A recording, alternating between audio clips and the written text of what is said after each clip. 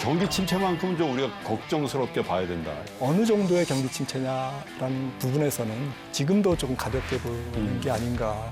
무역 수지라든지 경상수지 적자 규모 자체가 고착화될 수 있다. 우리나라가 경상수지가 적자가 되면 항상 국내 신용 위기가 있었습니다. 글로벌 금융위기도 그렇고 IMF도 그렇고. 외환 시장에서 받아야 될 스트레스 쪽보다는 오히려 우리가 지금 내수 경제에서도 중요한 축인 부동산 경기와 가계 부채 쪽에서 받는 스트레스, 그게 오히려 데미지를 받으면 그쪽이 더 위험할 수 있다는 거죠. 주식 참 모르겠다 이런 말씀 드린 게 삼성전자 주가가 의외의 상황이 벌어지고 있어요. 6만 원 이제 왔습니다. 경기가 최악일 때 바닥을 찍습니다. 삼성전자 주가가 최저점일 때 전 세계 전반적인 매크로 지표가 이제 최저점이었다는 거죠. 장기적인 관점에서는 지금 삼성전자를 사야 될 때지 적극적으로 팔 때는 아니다라는 거죠. 자산 시장의 겨울을 앞두고 있는 상황인지 모르겠습니다만 어쨌든 이번 겨울이 그닥 춥고 길지 않기를 바라보면서 세 분의 조언을 여러분 잘 투자에 활용하시면 어떨까 그런 생각을 해봤습니다. 꾼의 시선으로 경제를 보는 프리미엄 경제 토크쇼 경제전쟁꾼의 김동환입니다.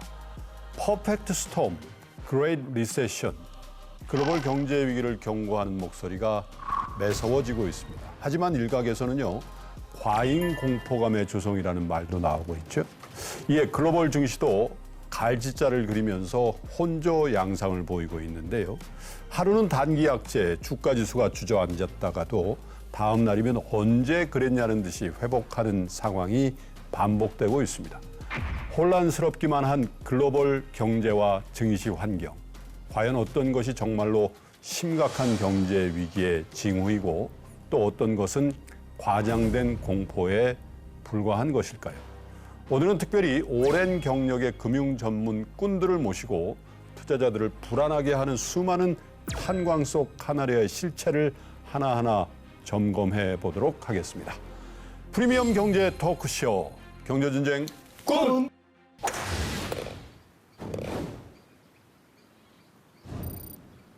야, 골프볼 1위가 바뀌었네요.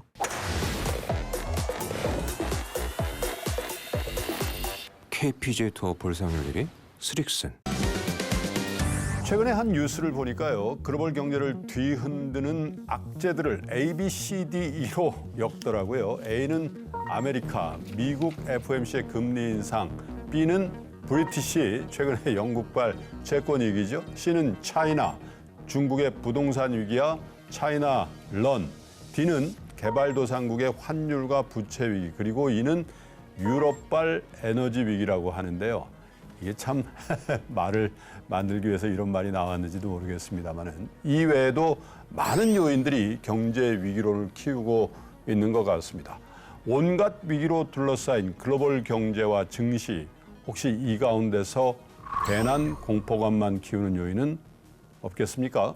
자, 그래서 제가 오늘 모신 세 분의 꾼들에게 이렇게 첫 질문을 드려보려고 합니다. 글로벌 경제와 증시를 둘러싼 여러 위기의 경고음 중에서 야, 이건 우려가 좀 과하다. 이런 부분도 써주시고요. 또 이것만큼은 주의 깊게 살펴봐야 된다는 부분 보드가 준비가 돼 있는데 윗줄에는 과하다.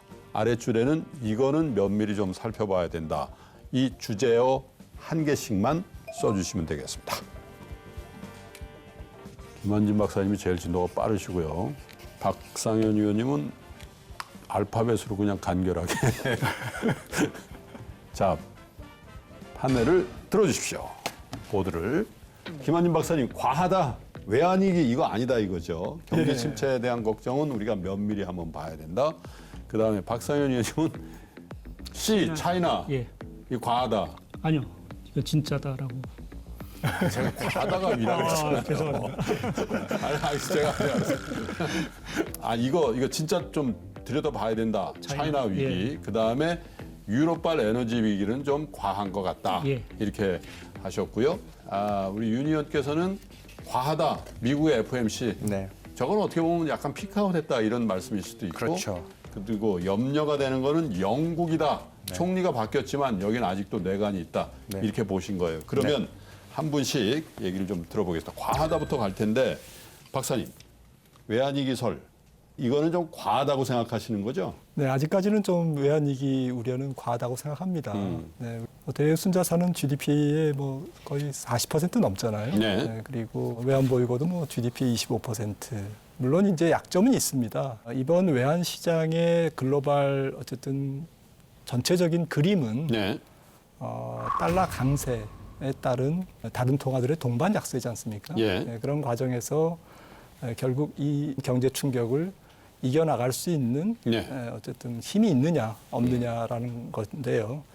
제 생각에는 우리나라는 아직까지는 위기까지라고 이제 얘기할 정도로 그렇군요. 그렇게 심한 상태는 아니다. 하긴 달러 강세에 대한 각국 통화의 동조화라는 네. 부분이 네. 워낙 크게 다가와서 우리나라의 유니크한 리스크 또 크라이시스로 보기는 좀 어렵다 이런 말씀이시고요.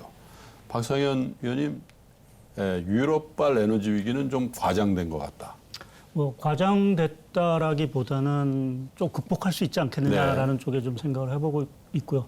최근 다행스럽게 유럽의 에너지 가격, 특히 이제 천연가스 가격 자체가 많이 상당히 내려왔어요. 하락했는데 일단 다행스러운 건 유럽 내 그 천연가스 재고 비축 자체가 원활하게 이루어지고 있고 천연가스 공급망 다변화 같은 게 상당 부분 이제 진척이 되고 있는 상황들이기 때문에 어느 정도는 이 천연가스 위기 자체를 좀 넘을 수 있지 않겠느냐라는 쪽에서 보면 결국 그것이 이제 유럽 위기라든지 또 영국발 위기 또 유럽의 어떤 회사체 여러 가지 네. 위기 자체를 다소 진정시킬 수 있다라는 좀 희망이 저는 좀 보인다라는 쪽에 좀 생각을 하고 있고요. 에너지 가격이 뭐 상당히 많이 내려온 것도 사실이고 그러다 보니까 이 푸틴 전쟁을 수행 중인 푸틴의 입장이 좀 묘하게 좀 돌아가더라고요.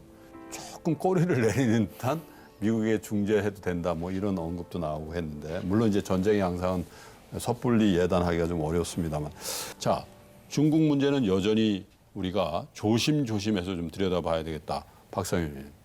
예, 제가 중국을 이렇게 보면서 참 위험하다라는 생각이 든 게 참 오래간만인 것 같습니다. 그러니까 지금 우리가 과거에도 2015년에도 중국 위기가 있었긴 했지만 네. 그때하고는 좀 상황이 다소 다른 듯한 것 같고요. 네. 뭐 아시겠지만 주가라든지 뭐 외환 시장의 흐름 자체도 이미 중국의 여러 가지 우려를 사실 좀 반영을 하고 있는 것 같고 그 배경에는 시진핑 집권 상대와 관련된 뭐 여러 가지 이제 우려, 뭐 이렇게 사회주의 체제가 이제 경제에 여러 가지 녹아들 거다라는 이제 우려감도 있고 그것이 이제 뭐 공동 부유라는 어떤 아젠다로 사실은 좀 나오고 있는 상황들인데요. 그러한 것과 더불어서 중국의 이 저성장과 관련된 리스크 자체가 상당히 커진 게 아닌가. 그것은 지금 알게 모르게 뭐 부동산 시장으로 대변되는 여러 가지 부채 리스크 자체가 상당히 좀 부각이 되고 있는 상황들이고요. 또 이 제조업 경기와 관련돼서도 사실은 이제 뭐 미중 갈등 문제, 뭐 기술 패권 문제 여러 가지 얘기가 있긴 하지만 어느 순간가 지금 우리가 산업 생산을 중국하고 미국을 비교해 보면 중국보다도 미국이 산업 생산이 더 양호한 이러한 흐름이 자꾸 나오고 있다라는 부분 자체는 사실은 큰 틀에서 중국의 어떤 글로벌 패권이랄까요? 이러한 것들이 상당 부분 이제 상실돼가고 있는 부분들이 아닌가. 그것을 대표적으로 보여주는 게 저는 달러하고 위안화로 위안화. 보는데 2000년대는 사실 위안화가 초강세였습니다. 달러는 약세였고. 네. 그렇지만 지금의 흐름을 보게 되면 위안화는 초약세고 달러는 초강세라는 부분 자체는 결국 각국의 어떠한 경제 흐름을 사실은 좀 반영하는 부분들인 것 같고요. 그러한 측면에서 결국 중국을 보는 시각, 외국인 시각들 자체가 상당히 좀 악화되고 있다라는 부분. 이것이 결국 중국 경기가 중장기적으로도 네. 이렇게 쉽게 벗어나기 어려운 부분이라는 측면에서 보게 되면 향후 중국 경기 자체가 이 위기에서 잘 벗어날 수 있을지에 대한 조금은 좀 불안감 자체가 상당히 커졌다라고 좀 말씀드릴 수 있을 것 같습니다. 3기 시진핑 체제 출범과 더불어서 사실 홍콩 시장 그냥 외국인들이 그냥 매물을 쏟아내면서 어떻게 보면 개인 독재, 1인 독재 체제에 대한 서구 자본의 굉장한 반감 같은 게 사실 시장에도 화제가 됐는데요. 자, 박사님. 경기 침체만큼은 좀 우리가 걱정스럽게 봐야 된다. 이런 말씀이시잖아요. 네, 맞습니다. 지금 작년부터 세계 경제 전망 또 각국의 전망이 계속 틀려왔지 않습니까? 네. 지금 내놓고 있는 전망도 혹시 뭐 한 몇 달이 지나면 낙관적 오류로 변하지 않을까. 네. 그리고 내년 초에도 아마 그런 오류가 계속될 가능성이 좀 있다. 그 이유는 물가가 생각보다는 지금 전망치가 계속 빗나갔어요. 미국 물가만 해도 연말 정도에는 뭐 한 4%, 5% 혹은 그 아래로 내려갈 걸로 봤는데 네. 지금 7%대도 뭐 어떻게 될지 모르는 상황입니다. 그런 정도로 조금 전망이 틀리고 있는데 결국 내년도에 이제 수요 감퇴, 경기 침체로 인해서 물가가 이제 잡힌다는 얘기죠. 그걸 뭐 고통이라는 표현을 쓰는데 내년도에 들어가면 전 세계 어쨌든 재정이 더 어려워질 겁니다. 올해 경기가 어렵기 때문에 세수도 적게 잡힐 거고 그리고 통화 긴축의 효과가 사실은 뭐 한 6개월 이상 시차를 두고 나타나지 않습니까? 네. 그런 측면에서 내년도 경기 침체가 뭐 다 올 거다라고 하는 것에 대해서는 다들 뭐 오케이 긍정을 하는데 어느 정도의 경기 침체냐라는 부분에서는 그 정도 지금도 조금 가볍게 보는 게 아닌가. 특히 우리나라 경제 같은 경우에는 최근 국제통화기금 IMF가 뭐 좀 보고서를 냈는데 그 보니까 교역 조건이 2008년 금위기 정도로 지금 나빠져 있더라고요. 미국의 교역 조건은 굉장히 올라가 있고 뭐 유로존이나 신흥국 교역 조건은 아주 뭐 네. 굉장히 내려와 있습니다. 그런 상태에서 내년도에 전 세계 수요가 교역이 줄기 때문에 수출 중심의 우리나라 경제가 조금 더 고전할 가능성 그러니까요. 좀 배제할 수 없을 것 같습니다. 세계적인 투자자죠. 옥트리 캐피탈의 하워드 막스하고 인터뷰를 해보니까 팬데믹 이후에 각국 중앙은행에서 푼 돈의 유동성의 확대를 본인은 환자에게 코마 상태를 준 거라고 표현을 하더군요. 그 코마 상태에 있는 환자를 이제 수술대 위에 올려놓고 이제 수술을 해야 되는데 그 결과물로 나오는 경기 침체가 어떻게 짧고 마일드하게 진행이 되겠냐 이런 얘기를 하는데 상당히 와닿았는데 아마 거의 같은 맥락에서 김 박사님께서 말씀을 하신 것 같고요. 그다음에 영국 문제가 이렇게 심각합니까? 윤혜람 위원? 원래 선배님들이 좀 거시적인 얘기를 하실 것 같아서 좀 마이크로하게 영국 얘기를 하는데 최근에 이제 트러스 총리가 뭐 사상 최단임 단기 44일. 예. 여러 해프닝 속에 그 500억 파운드의 미니 버짓이 불러온 그 나비 효과가 한 달 동안 영국의 길트 채권이라고 하는 영국 국채죠. 300bp 그러니까 3%포인트를 한 달간 엄청난 끌어올렸습니다. 겁니다. 그러니까 올해 8월 말 9월 초만 해도 영국의 10년짜리 국채 금리가 2%대였거든요. 예. 그게 5%를 갔어요. 채권은 학살이죠. 예, 뭐 그러니까 그만큼 영국 정부에 대한 신뢰성을 훼손시켰던 네. 사건이고 그래서 수장들 교체하고 그 미니 버짓을 하지 않겠다라고 선언을 했지만 가장 중요한 건 방금 이제 어려운 주변국들의 경기 여건들을 얘기했는데 영국 같은 경우에는 내년에도 전 세계 선진국 중에는 물가를 가장 높게 지금 추정하고 있습니다. 컨센서스가 아마 내년도 연으로 한 9%를 얘기하고 있는 것 같아요. 네. 올해도 9%인데 네. 내년도도 9%의 어려운 사정에 거기에는 이제 부동산 쪽과 에너지 쪽에 대한 취약성이 있는데 문제는 영국이 성장률은 또 얼마를 보느냐?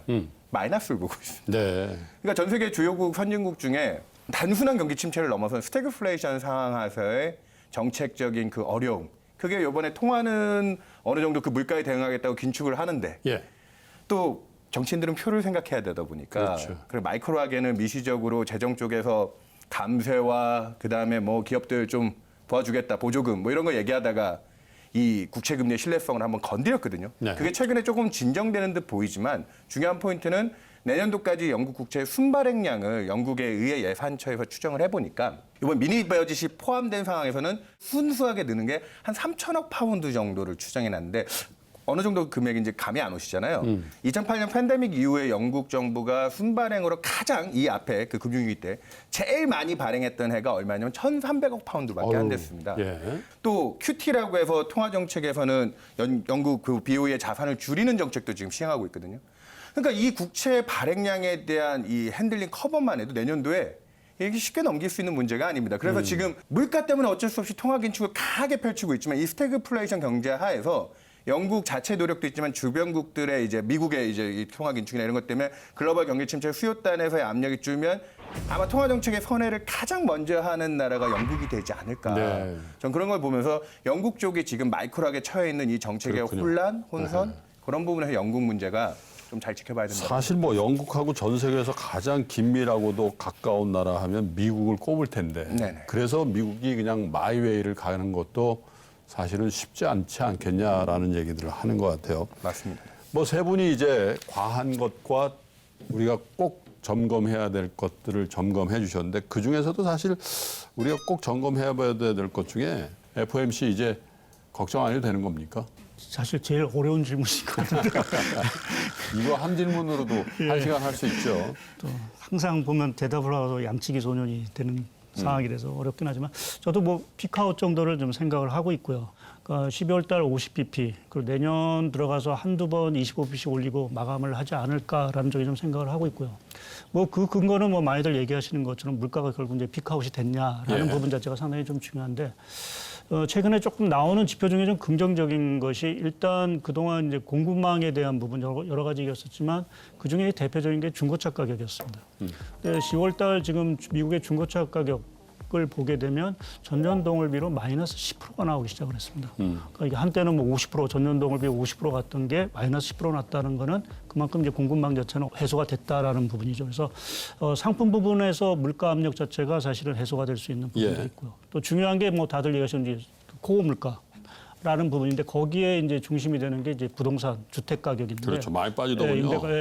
근데 최근 한 2개월 동안 사실은 급하게 좀 빠지고 있고요. 네. 특히 미국 20대 대도시 기준으로 해서 미국의 주택 가격이 그 전월비 기준으로 빠진 거는 124개월 만입니다. 그러니까요. 그러니까 지금 이렇게 8월, 9월부터 이제 주택 가격이 빠지기 시작을 했고 이미 뭐 캘리포니아 이쪽은 집값 하락세가 더 두드러지다라는 그러니까요. 얘기를 해서 그렇게 보면 임대료라는 부분 자체도 내년 초 정도 되면 이제 임대 계약을 뭐 결국 해야 되는 부분들이기 때문에 그러한 것들이 나오는 것들이 내년 초라고 보면 물가가 일단은 좀 정점을 찍을 가능성이 있지 않겠느냐라는 쪽에 좀 생각을 하고 있고 또 한 가지는 작은 경색, 그러니까 국채 시장의 작은 경색 문제를 조금 지적을 할 수 있는 부분들이 있는데 뭐 어떤 이유인지 사실은 지금 뭐 가장 중요한 건 이제 매수하는 사람이 없다는 거죠. 그러니까 연준도 이제 양적 이쪽을 하기 때문에 네. 매수를 하지 못하고 있고 또 한 가지는 이제 외국인들, 그러니까 지금 특히 이제 일본 얘기를 많이 하는데 일본이 그 외환 시장 개입을 9월 달부터 이제 시작을 했습니다. 그게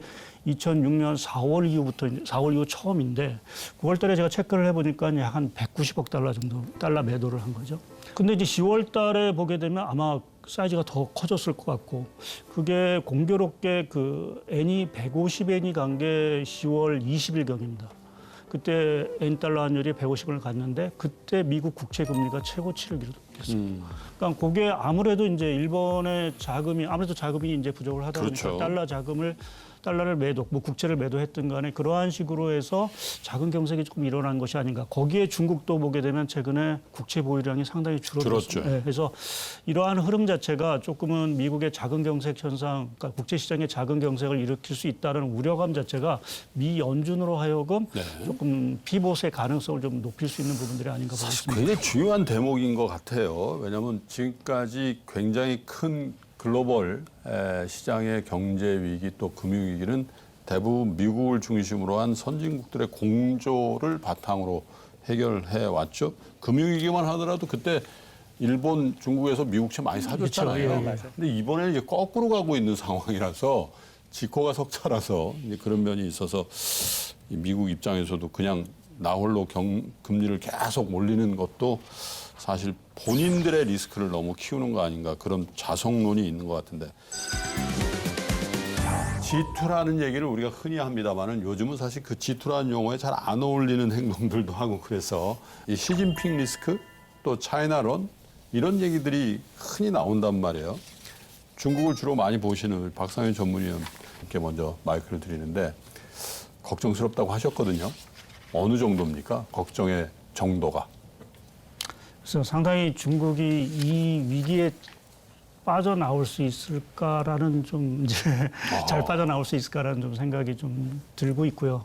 그것이 이제 정책적인 방향에서 그 공동 부유라는 게 저도 사실은 처음 나왔을 때 이게 뭔가라는 이제 퀘스천이 있었는데 이게 지나고 보면 볼수록 중국의 어떤 그 자본주의 경제 체제에 대한 조금은 좀 반대 좀 입장에 선 듯한 그러한 어떤 정책 기조 자체가 상당히 좀 강화되고 있다라는 시각 자체가 상당히 조금 불안한 부분들이 좀 있는 것 같고요. 거기에 이제 부동산 시장으로 대변되는 이러한 그 신용 리스크 이러한 것들이 결국 궁극적으로 해소되기가 쉽지 않다라는 부분 자체가 결국 이것을 해결하기 위해서는 뭐 중국이 금리를 뭐 공격적으로 내거나 이렇게 완화적으로 나서야 줘야 되는데 그렇게 하기가 좀 특히 이제 미국이 금리를 이렇게 높여놓은 상황에서는 더더욱 금리를 내리기가 좀 어려운 상황으로 좀 내달리고 있다라는 부분 또 거기에 그 뭐 부동산 부실과 연관된 지방 정부의 각종 부실, 잠재적인 부실 자체가 상당히 커 보입니다. 물론 그게 수치상으로 정확하게는 나타나거나 있지는 않은데 지금 얘기를 들어보면 공식적으로 나온 어떤 정부, 지방 정부의 부실 이상으로 지방 정부가 세워놓은 여러 가지 그 부동산 베이클들이 있죠. 그 페이퍼 컴퍼니들 쪽에서 발행한 그 채권들 자체가 상당히 좀 부실하다라는 부분의 얘기가 좀 나오고 있어서 과연 중국 정부가 이것을 다 감당할 수 있을까라는 부분에서 뭐 그동안은 중국 정부가 뭐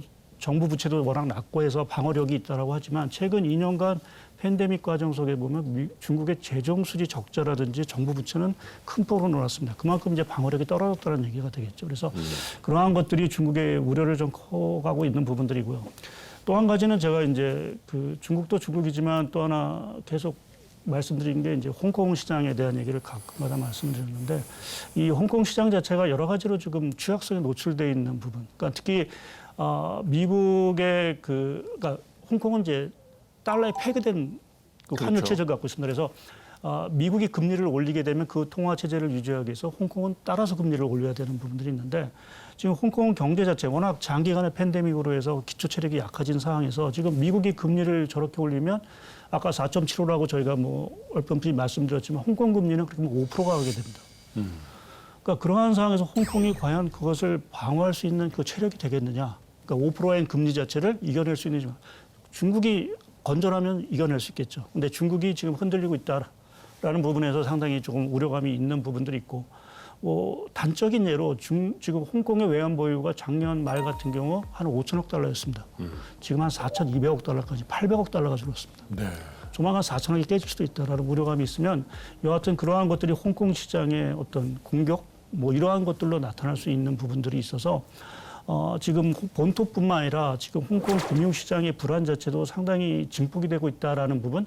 그런데 이것을 좀 막아주기 위해서는 뭐 여러 가지 중국이 각종 조금 이제 혁신적인 정책들을 펴야 되는데 그거보다는 잦은 체제 중심적인 어떤 정책으로 계속 선회하고 있다라는 부분에 있어서는 조금 위기의 대응력에 있어서 사실은 조금 네. 우려감이 좀 커진다라고 좀 말씀드릴 수 있을 것 같습니다. 네. 자, 그다음에 사실 우리가 지금 뭐 미국 걱정하고 중국 걱정을 했습니다마는 미국 사람, 중국 사람이 들으면 한국 사람이 왜 우리를 걱정합니까?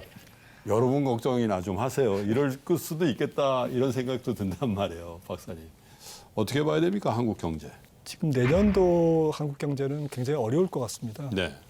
교육 조건이 나빠진 상태에서 세계의 총수요가 감소되는 해가 내년인데 더군다나 내수 쪽의 동력이 굉장히 약할 것 같습니다. 기업들이 일단 설비 투자를 뭐 거의 올스톱하는 해로 보이거든요. 그래서 내외수 복합 불안이다. 그래서 우리나라 경제 성장률은 성장 쇼크가 예상되고 이런 부분에 대해서 좀 정책적으로 지금 미리 대비할 부분들이 굉장히 많지 않겠느냐 이렇게 생각을 합니다. 그래서 또 한 번의 숙제를 좀 드려야 될 것 같은데 한국 경제 관련된 경고음 중에서 그 세 분이 생각하는 바 가장 심각하다. 예, 그 한 줄만 좀 써주시면 좋을 것 같습니다. 야, 이게 답이 거의 같이 나올 것 같습니다, 이거. 자, 그러면 세 분 다 동시에 보드를 들어주시죠. 이거 보십시오, 이거 봐요, 이거 봐. 신용경색, 신용신뢰성, 가로치고 부동산. 같은 맥락이란 말이에요. 예, 윤여삼 위원부터, 윤여삼 파트장부터. 네. 예, 부동산에 관련된 신용신뢰성. 네. 예, 어떻게, 어느 정도 심각하고 어떻게 해야 됩니까, 그러면? 10월 달 그 초부터 해서 우리나라는 그 중건사들이 이제 건설사들의 뭐 담보력들을 가지고 뭐 임대 사업이나 임대 수익성 그런 거 가지고 뭐 발행하는 일종의 뭐 유동성 확보하는 채권들 그걸 저희들 용어로 확약물이라고도 하고 거기서 만기 짧은 거를 이번에 이슈가 되고 있는 ABCP CP. 예. 예. 유동화를 불어넣은 어음이죠. 그런 걸로 돌리는데 두 달 전만 해도 한 일부 건설사들 조금 신용이 나쁘다고 해도 한 5, 6%대 얘기했었습니다. 그게 9월 말에 이제 그 일종의 신용 이벤트가 하나 있었죠. 네. 거기서 이벤트가 발생하고 나서 10월 초에 들어왔더니 그런 건설사들이 자금을 구하는데 1개월 정도 아주 뭐 두 달 전만 해도 한 3개월짜리 5, 6% 달라고 했어요. 3개월짜리. 근데 한 달만 쓰겠다라고 하는데 한 8에서 9% 얘기가 나오더라고요. 네. 그러더니 10월 중반을 넘어서 10월 중반에 또 하필이면 우리나라 금통위에서도 또 이제 물가 사정 때문에 50bp 빅스텝이 나왔고요. 그런 통화정책 기조랑 더해지면서 10월 말에 이제 그 신용 이벤트에 대한 해석이 이제 전반적으로 확산되면서 두 자릿대, 10%대 이제 조달 이슈로 넘어갔습니다. 한 두 달 사이에 500bp 이상의 이 부동산 관련된 단기자금 시장에서 경색이 좀 심각하게 좀 돌아갔고요. 그러면서 지금 아직까지는 이 문제가 이제 해결하기 위해서 정부가 그래서 50% 플러스 알파로 치안펀드 및 단기자금 쪽 지원책이 나왔고요. 한국은행도 직접 발권력까지 동원은 안 됐지만 증권사들의 그 담보력, 그러니까 국공채 쪽에서도 특히나 은행채, 한전채와 같은 좀 신용도가 떨어지는 채권들도 담보로 받아주면서 RP를 제공하는 6조 원대 RP 제공 이슈까지 나오면서 전반적인 유동성 대책들 들어오고 적시성 측면에서는 좀 빠르게 문제가 더 심각하기 전에 뭐 어디가 유의미한 뭐 중견 디폴트는 없이. 예, 그런 거 없이 들어왔다는 건 맞는데 이게 사실은 이전에 있었던 정책이기도 하고 초기에 이제 규모랑 시행에 대한 뭐 직접 돈이 들어왔냐 안 들어왔냐 갖고 좀 민감도가 있긴 했어요. 그래도 10월 마지막 주간 들어오면서 급한 불은 좀 껐다. 끄고 들어가는 것 같은데 이게 아까 이슈가 됐던 그 강원도 문제가 네버랜드. 12월 중반에 상환을 예약해 놓은 상황인데 상환하겠다고 약속을 한 상황인데 그 사이에 이제 관련된 이벤트들이 얼마나 잘 그러니까. 마무리가 될지 그게 중요하다고 생각하고 있습니다. 박상현 의원. 가장 중요한 거는 이제 그동안 우리나라 경기라든지 금융시장의 악재라는 건 다 대외 불확실성이었습니다. 근데 최근에 들어와서는 오히려 대내 불확실성, 우리나라 자체적인 어떠한 문제 자체가 상당 부분 이제 불거지고 있다라는 부분 자체가 상당히 좀 우려스러운 부분들인 것 같고요. 물론 이 분위기 자체가 갑자기 뭐 10월 달에 뭐 레고랜드 사태가 촉발적이긴 예. 했지만 사실은 한 2, 3개월 전부터 이미 외환시장이라든지 이런 쪽에서는 뭐 자금이 좀 부족하다라는 이제 신호가 나왔고 했던 부분들인데 제가 이제 강조드리고 싶은 거는 정부의 정책이라는 게 항상 보게 되면 우리가 뭐 선제적 얘기를 하는데 선제적이고 상당히 신뢰가 있어야 되는 부분들인데 네. 아직 우리나라 지금 50조 알파를 지금 물론 이제 고비를 넘겨가는 모습이긴 하지만 이것이 완전히 그 불을 꺼트렸다라고 얘기하기는 좀 어려운 부분들이 좀 있는 것 같습니다. 그만큼 정부 정책에 대한 신뢰성 자체가 아직은 회복이 되지 네. 못했다라는 부분이 가장 좀 중요한 문제인 것 같고요. 또 말씀드린 대로 우리는 어쨌거나 중국 뭐 향후에 이제 디커플링을 조금 해야 되는 부분들이 있긴 하겠지만 중국이 이러한 식으로 계속 성장이 둔화가 된다라고 하면 무역 수지라든지 경상 수지 적자 규모 자체가 고착화될 수 있다. 그러니까요. 항상 보게 되면 우리나라가 경상 수지가 적자가 되면 항상 국내 신용 위기가 있었습니다. 카드 버블 사태도 그랬고 글로벌 금융위기도 그랬고 IMF도 그랬고 항상 그 경상 수지 적자라는 부분 자체는 우리나라 신용 경색에 가장 안 좋은 시그널인 부분들이어서 뭐 고비는 좀 넘어간 부분들인 것 같지만 계속 좀 지켜봐야 된다라고 좀 말씀을 드릴 것 그러니까요. 같습니다. 무역 수지도 그게 에너지 가격의 단기 급등 때문이라고 했었는데 그게 뭐 120달러 갈 때는 뭐 그럴 수 있는데 지금 80달러 수준에서 계속 안정감을 유지하고 있는데 무역 수지 적자는 더 확대된단 말이에요. 근데 그 빈 구석이 중국 아니냐. 이제 이런 걱정이고 중국의 어떤 무역 수지 측면에서 역조가 부조적이라면 걱정해야 될 바가 굉장히 커지고 심각할 수 있다. 이렇게 보는 시각이 있던데요. 박사님. 중국은 내년도에 뭐 앞서 말씀드렸듯이 자체 경기 부양책이나 아니면 방역의 해봉에 따른 어쨌든 경제 활동의 재개라는 측면이지 네. 소비재가 굉장히 많이 팔리거나 최종재 수출이 그렇게 많이 팔릴 정도로 중국의 총수요가 늘어나는 그런 시기는 아니라고 봅니다. 네. 그런 측면에서 우리나라 경제는 일단 경기 침체기에 어떻게 살아남느냐가 이제 관건인데 우리나라 경제뿐만 아니라 전 세계의 어쨌든 취약성이죠. 부채가 많이 늘어났던 부분. 2014년이 아마 미국 그 10년물 금리가 가장 낮은 최근에 그 낮은 시기였던 걸로 기억을 하는데 그때부터 지금 최근까지 통계를 보니까 우리나라 기업과 가계의 GDP 대비 신용 비율, 부채 비율이 한 40%포인트 늘어가지고 한 30% 네. 지금 치솟았습니다. 그러니까 민간 부분에서 이렇게 신용이 증가했는데 최근에 어떤 일이 있었죠? 기준금리가 올라갔죠. 또 신용등급이 낮은 회사채의 가산금리가 올라갔죠.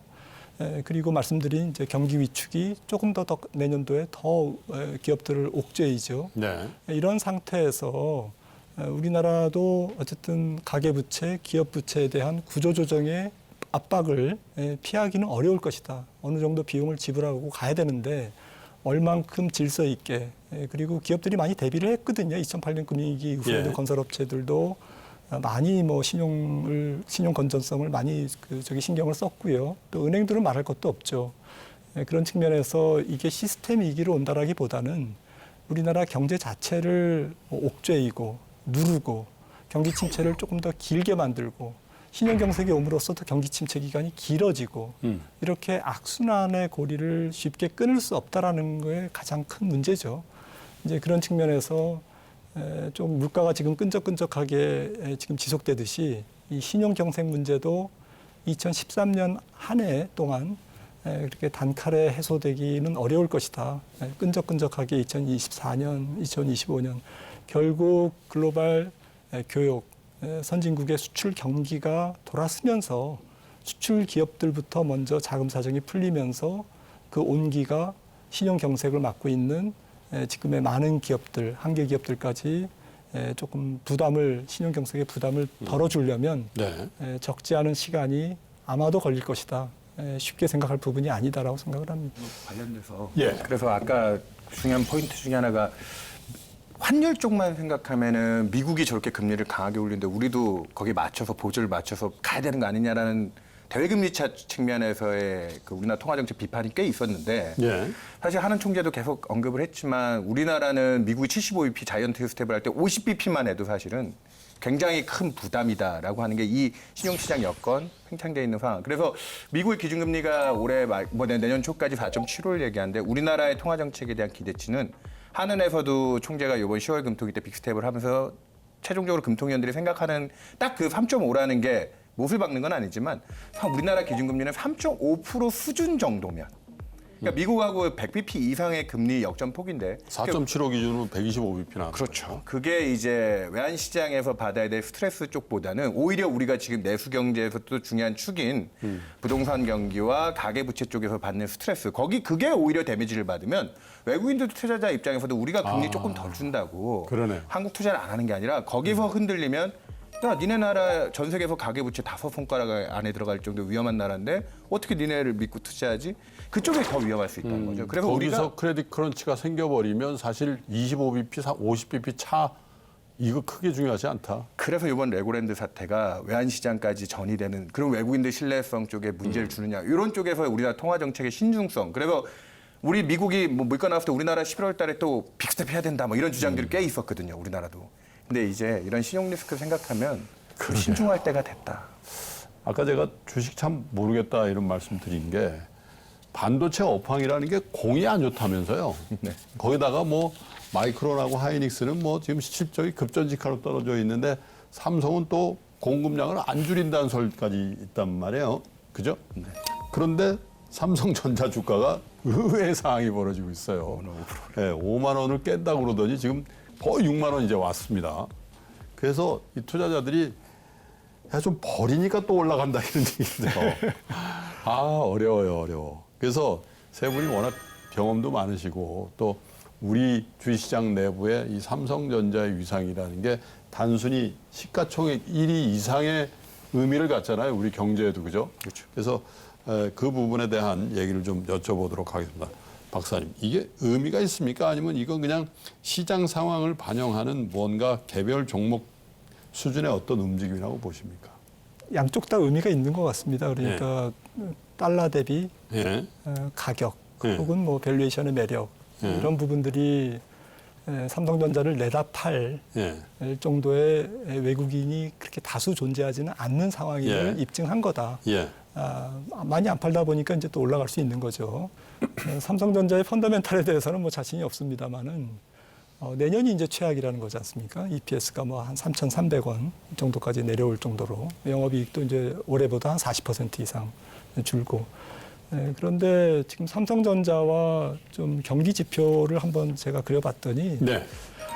경기가 최악일 때 바닥을 찍습니다. 삼성전자 주가가 최저점일 때 전 세계 전반적인 매크로 지표가 이제 최저점이었다는 거죠. 그래서 저는 앞서 말씀드렸듯이 전 세계 경기의 최저점 그리고 낙관적 오류보다는 이제부터는 조금 뭐 나쁘게 봤는데 조금 좋아지기 시작하는 지표가 이렇게 돌아서는 경기 자체가 돌아선다라기보다는 가격. 경기의 센티먼트, 네.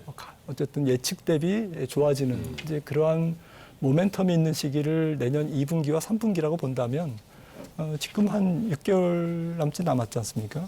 뭐 넉넉하게 한 3분기 정도.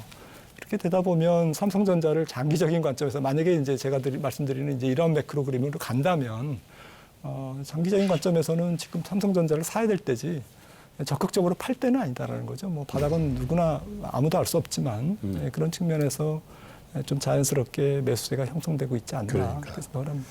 그래서 뭐 태조 이방원인이 막 난리를 치다가 삼성전자가 쫙 왕의 기한을 하니까 물론 거기 이제 일부 2차 전지 정도를 제외하고 쭉 가라앉아 버리더라고요.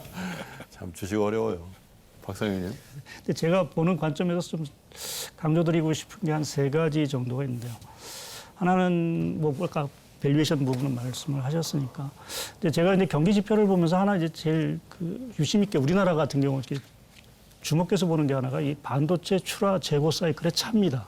그러니까 이게 우리나라 경기 선행지수라든지 이런 거 보면 상당히 잘 맞고 항상 이게 바닥이라든지 고점을 항상 미리 알려주고 있기 때문에 이게 7월 달에 이 출하 재고 사이클이 완전히 허물어졌었습니다. 그리고 제가 본 지표, 제가 그 이 사이클을 본 이후 가장 급락을 했던 것 같습니다. 예. 근데 7월을 바닥으로 해서 8월 조금 이제 재고가 줄면서 조금 계속 이제 고개를 들었고 9월 달 오늘 나온 걸 보게 되면 다시 또 재고가 아직도 의미하게 주는 건 아니긴 하지만 전년 동업이 한 50% 정도, 80%에서 이제 50으로 떨어졌죠. 출하는 뭐 그냥 제로 정도 수준입니다. 좀 덜 만들었다는 얘기죠. 예, 나가는 게 이게 공장에서 나가는 게 좀 덜 나가고 있다라는 거고 이제 뭐 덜 만든 거 그렇겠죠. 나가지는 않는데 재고가 줄었다는 거니까. 네.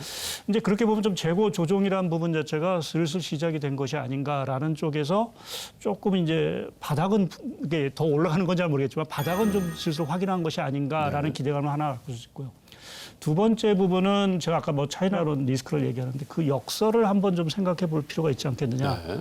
그러니까 여하튼 중국에 대한 뭐 여러 가지 지금 안 좋은 얘기는 있지만 또 한편에서 보면 그만큼 미국의 힘이 사실은 커지고 있다라는 부분들이고 그 미국이 지금 주도하고 있는 것이 뭔가라는 거 보면 우리가 뭐 반도체 과학법도 있고 뭐 인프레 감축법도 있고 보면 다 2차 전지지 반도체냐 하는 부분 자체를 결국 육성하고 하겠다라는 의미이기 때문에 미국 입장에서도 뗄 수 없는 부분들이고 그렇게 보면 중장기적인 관점에서 우리가 차이라는 리스크라는 역설 관점에서 우리가 좀 반도체라든지 또 2차 전지라든지 이러한 쪽에서는 뭔가 좀 수혜를 좀 볼 수도 있는 것들이 아닌가라는 그러한 쪽에서 저는 좀 삼성전자를 좀 말씀을 좀 드릴 수 있을 것 같습니다. 앞으로 뭐 적어도 여러분 오해하지 마십시오. 이 세 분께서 삼성전자 주가가 어떻게 될 거냐고 여쭤보는 게 아니라 삼성전자가 차지하고 있는 우리 경기적인 측면에서 굉장히 중요한 위치에 있기 때문에 삼성전자의 주가 반등에 대한 해석이 필요한 부분이라 지금 주식을 사시면 이거 따뜻할 겁니다. 이런 취지로 드린 말씀 아닙니다. 그죠? 윤여삼 의원. 방금 뭐 반도체 재고 출하 사이클 얘기하셨는데 저희도 그런 걸 분석해 보니까 지금 워낙 이제 전체적인 경기 사이클에서 반도체가 우리나라에서는 중요하잖아요. 평균 한 사이클 도는데 한 16개월 정도, 예. 다운 사이클에 들어가면 16개월 정도 걸리는데 올해 2분기부터 지금 조정을 받기 시작해서 이제 한 6, 7분응선 정도의 조정 국면에 들어온 게 아니냐 실질적으로는. 그렇기 때문에 그 전체 그리고 이 기대에 대한 조정 폭들도 한 130, 40% 정도의 조정을 받게 되는데 지금 그 조정 폭도 한 7, 80% 정도는 받았다. 그러다 보니까 근데 앞으로 어닝 측면에서는 좀 더 빠질 부분이 있습니다. 그런데 이번에도 특징적인 게 우리나라에서 그래도 그 디램 하면은 삼성전자 하이닉스인데 치킨 게임까지는 아니지만 전체적인 이제 공급 축소 사이클에서 하이닉스는 어쩔 수 없이 이제 2등으로서 축소. 예, 저희는 줄일 수밖에 없다 쪽인데 삼성전자는 이제 또 신임 회장 취임하고 JY 취임하고 그러면서 전체적인 전략이 조금 더 우리는 강경 분위기로 이 분위기를 끌고 가겠다라고 하면서 대장의 좀 위용도 보여준 것 같아요. 그런 측면에서 확실히 요번 주 들어와서의 하이닉스 대비 삼성전자의 반등 모습이 좀 더 강한 모습이고 아까 내년도까지 분명히 실적단에서의 하향 조정의 압력이라든지 그런 단에서 밸류에이션에 대한 지금 이제 충분히 싸진 게 아니냐에 대한 조정 과정도 남아 있지만 그 과정에서는 확실히 몸집이 큰 회사가 중요하더라고요. 자, 정말 점검해 봐야 될 것도 많고요. 또 걱정스럽게 끝까지 지켜봐야 될 것도 많고 그 대신 말씀드린 것처럼 글로벌 시장에서 조금 과장된 위기의 징후도 있는 것 같습니다. 그래서 참 이제 연말까지 딱 2달이 남았습니다. 그죠? 어떻게 잘 마무리하면은 예, 지금까지는 너무 힘들었죠, 사실. 이렇게 힘든 해가 또 있었나. 물론 이제 뭐 IMF도 경험하셨고 또 뭐 금융위기도 있었고 하지만 워낙에 기대를 가지고 그죠? 시작하다 보니까 그 박탈감이라는 측면에서 예전에도 경험해보지 못할 정도로 힘든 기간이었는데 자, 남아있는 2022년 그리고 이제 다가오는 2023년을 맞는 우리 투자자 여러분들에게 시장의 여러 측면에서의 경험을 많이 갖고 있는 세 분의 조언과 격려의 말씀을 좀 듣겠습니다. 박사님? 뭐 결론적으로 앞으로도 우여곡절은 자산시장에 남아있다. 하지만 서서히 내년 초부터는 네. 희망의 빛이 비치지 않을까 이렇게 말씀드리고 싶고요. 벤자민 그레이엄이 세상에는 너무 많은 변수가 있어서 거시경제에 대한 전망 이게 조금 잘할 수 없다. 네. 그러면 뭐 거시경제 공부할 필요 없다라는 예측할 필요 없다라는 얘기가 아니라 우리가 조금 경기 사이클이 어느 정도의 위치에 와 있는지를 파악하는 게 더 중요한 부분이 아닌가라는 취지에서 그 대가께서 말씀하신 게 아닌가 생각을 합니다. 그런 측면에서 지금 앞서 말씀 나눴듯이 좀 전 세계 경기 사이클은 이제 하강 초입에서 이제 중반을 향해서 내려가는 그런 상황이니까 앞으로 자산시장에서 우여곡절을 경험하지 않을 수는 없다. 하지만 상대적으로 얻는 것은 채권 시장이 안정되고 금리가 안정되고 그러면서 서서히 여러 거시경제 지표와 가격 변수들이 균형점을 찾아서 조금 이렇게 퍼즐을 맞춰가는 과정이 아닐까 네. 이렇게 생각을 합니다. 그런 측면에서 이 방송을 보시는 분들이 경제와 투자, 어떤 자산 관리의 어떤 1:1 매칭보다는 좀 대응의 영역으로 좀 보실 것을 좀 권유해 드리고요, 감히.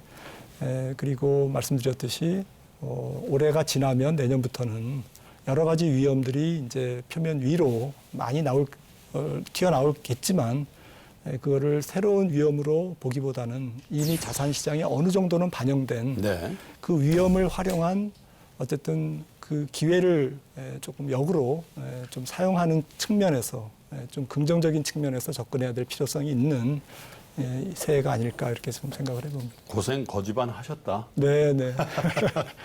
자, 지금은 일방적으로 회피하기보다는 어떻게 보면 요 기회를 잘 활용할 수도 있는 그런 기간으로 이제 2023년 한번 기대해보자 이런 말씀이신 것 같고요. 윤여선 파트너님. 예, 방금 아까 좋은 얘기 하셨는데 제가 오늘 이제 저희 내년도 연간 전망 자료를 발간했거든요. 예. 영어 접두어 중에 on이라고 있죠. 부정의 의미를 나타내는. 그러니까 뭐 지금 uncertainty부터 시작해서 네. unwinding, unhappy 뭐 이런 on이라는 단어들의 이 불안정한 시대를 살고 있는데 그 과정에서 아까 주식 여기 대부분 주식 투자자분들이 방송을 들으시겠지만 주식도 많이 깨졌지만 채권은 역사에 비교할 수 없을 정도의 약세를 기록한 한 해였습니다. 작년에 윤여삼 위원하고 올해 윤여삼 위원이 많이 다릅니다. 살은 안 빠지더라고요. 그래서 채권이 그냥 단순한 그냥 수익률로만 2020년에 금리 바닥 대비 MDD 그러니까 지수 고점 대비해서 미국 국채가 예. 전체 미국 국채가 마이너스 18%를 찍었어요. 이게 예. 대공황 이래로 이런 적이 없거든요. 예. 그래서 제가 들었던 가장 큰 게 주식 채권이 이렇게 동반적 원래는 둘이가 트레이드오프 그렇죠. 관계 자산으로 하나가 안 될 때 하나가 대체 역할을 해줘야 되는데 다 깨졌거든요. 그 올해 운용하시는 분들이 뭘로 지금 수익을 벌었을까 이렇게 힘든 한 해였는데 그 인과관계를 회복하고 다시 이제 금융 투자의 그 메커니즘으로 복귀하는 첫 번째 단추는 예. 제 연간 전망 제목이 안전자산의 가치입니다. 이 채권이라는 게 특히나 뭐 국채 시장부터 시작하겠지만 뭐 이번에 뭐 미국채 유동성 문제나 영국 국채 급등이나 이런 이 안전자산의 지위를 잃었던 채권 시장이 통화 정책이나 물가 때문에 많이 시달려왔지만 이런 부분들을 극복하고 금리부터 안정화될 때 여기 이제 이 방송을 청취하시는 분들이 이제 좀 더 안심하고 위험 수익 추구 그러니까 주식 투자 이런 데 이제 추세를 생각해 보실 수 있지 않을까. 오늘 하루 웃고 하루 울고 하는 이 장세가 너무 힘드실 텐데 내년에는 이 금리 쪽부터 제가 뭐 내년에 웃으면서 이제 방송을 얘기 드릴 수 있을지 모르겠지만 금리가 확실히 하향 안정화되는 부분들 그게 전제 조건이다. 안전자산의 가치 회복하고 그러고 나서 방송이 나오면 이제 주식 투자하실 때가 된 것 같습니다라고 얘기 드릴 날이 빨리 왔으면 좋겠습니다. 채권 투자의 전문가들이 일단 자리를 지켜야 되겠군요. 먼저 웃어야 됩니다. 채권 시장이 먼저 웃으면 예, 주식 시장에 기회가 올 것 같습니다. 그렇게 되기를 바라겠습니다. 네. 박상현님. 뭐 간결하게 말씀드리면 겨울을 잘 나야 될 것 같습니다. 특히 이제 이번 겨울 같은 경우 저희가 여러 가지 불확실성이 해소가 되느냐, 그게 확산이 되느냐 아직 정확한 고비점일 것 같고요. 지금 뭐 미국 금리 인상 사이클도 그렇고, 뭐 국제시장 안정 여부도 그렇고, 중국 리스크도 그렇고, 우리나라도 그렇고, 모든 것이 다 겨울, 특히 유럽의 에너지 문제도 그렇고, 다 모든 것이 겨울이 지나게 되면 어느 정도는 윤곽이 좀 드러날 수 있는 부분들이 있고, 그래서 저희가 다행스럽게 날씨도 따뜻하고 이렇게 좀 금융시장에서 따뜻한 어떤 불확실성을 좀 견뎌낼 수 있다고 하면 따뜻한 봄을 맞이할 수 있을 것 같고요. 반면에 좀 여러 가지로 혹독한 겨울을 맞으면 조금 투자라든지 이러한 시각에 있어서는 조금 더 좀 길게 봐야 될 수밖에 없지 않겠나 보겠습니다. 이제 뭐 바야흐로 11월이 시작이 됐기 때문에요. 이제 정말로 절기로는 겨울이라고 얘기해도 무방합니다만은 최근 저 주말에도 그렇고요. 날씨가 굉장히 좋더군요. 예, 지난 주말에 이렇게 조금 두터운 옷을 입고 나갔다가 더워가지고요. 그래서 북미에도 여러분 겨울이 오기 전에 굉장히 좋은 날씨가 몇 주 이어진다고 하지 않습니까? 그걸 이른바 인디언 썸머라고 얘기를 합니다마는 우리 겨울이 오고 있는 절기뿐만 아니라 사실 윈터 이즈 커밍이라는 자산 시장의 겨울을 앞두고 있는 상황인지 모르겠습니다만 어쨌든 이번 겨울이 그닥 춥고 길지 않기를 바라보면서 세 분의 조언을 여러분 잘 투자에 활용하시면 어떨까 그런 생각을 해봤습니다. 나비의 날개짓이 태풍으로 번질 수도 있다는 이른바 나비 효과. 경제가 순탄할 때는 태풍의 충격을 잘 흡수할 수 있겠지만요. 지금처럼 혼란한 시기에는 생각보다 큰 대형 피해로 번지기가 쉽습니다. 부디 더 이상의 부정적인 나비 효과가 발생하지 않도록 각국의 경제 정책권자들이 보다 신중하게 대응하기를 바래 보겠습니다. 오늘도 함께해 주신 세 분의 분 여러분께 귀한 말씀 감사드리고요. 저희는 다음 주 금요일 오후에 다시 돌아오겠습니다. 지금까지 시청해 주신 여러분 고맙습니다.